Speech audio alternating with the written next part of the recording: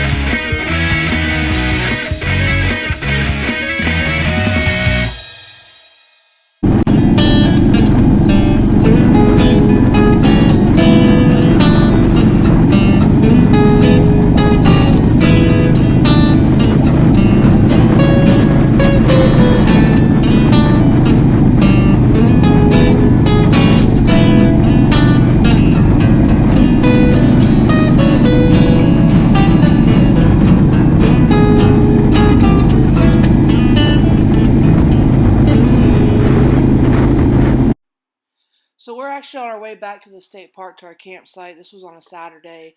The weather finally cleared up. There was no rain. A couple days before, it acted like it rained. It's rained all around us. It never would actually rain on top of us.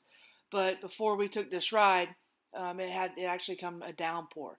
The wind was still at 15 to 25 miles an hour, but these covered roads that we found was absolutely beautiful, and we absolutely loved the ride. So anybody that's looking to go camping, I definitely recommend Tomoka State Park. It is definitely in one of my top 5. I do highly recommend though you do it during the week because weekends you start getting a lot of other people, a lot more kids and stuff like that. Hope you enjoyed the video and go camping.